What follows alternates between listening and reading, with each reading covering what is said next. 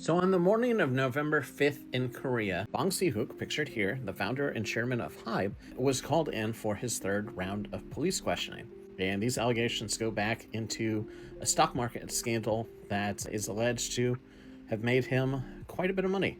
So back in 2019, Bang reportedly told some early investors that the company had no immediate plans for an IPO. Shortly after, those investors sold their shares, but the buyer, a private equity fund with close ties to Bang, is alleged to have held on to them. And when Hybe went public just a year later, the value of those shares skyrocketed and the fund sold at a massive profit.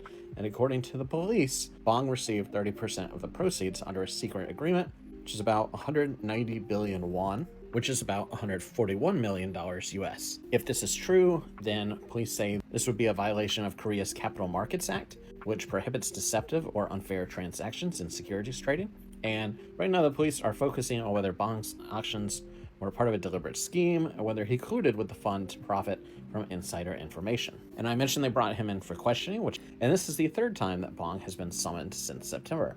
So authorities had previously raided the Korea Exchange and Hybe headquarters. They've imposed a travel ban on Bang from leaving the country. And again, they've questioned him a couple times, including marathon sessions of upwards of 12 to 14 hours. Inside sources suggest that this round of questioning could determine whether prosecutors seek Bang's arrest. Now, what's complicating matters a bit is that a key witness, Kim Jong-dong, a former executive believed to have managed early investments, fled to the United States in June. And so with his testimony missing, investigators are relying heavily on documents, contracts, and internal correspondence to prove intent. And at the heart of this case lies a financial mechanism known as a put option, which is actually something, if you've been following the Manheejin case, that's been brought up a lot. And it's a standard feature in a venture capital, a way for investors to reduce risk by selling their shares back if a project fails. But in this case, the terms of that deal were never disclosed publicly, even as retail investors poured money into Hybe stock during the IPO.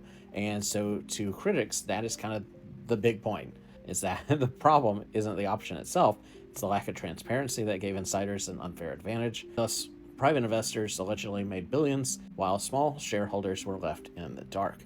Now, Hybe and Bang insist that nothing illegal have occurred, and the company argues that in 2019, the future was far from certain, with BTS's military service, pandemic disruptions, and general market volatility. So according to their statement, Bang took on substantial personal risk, and the profit-sharing clause was simply a reflection of that.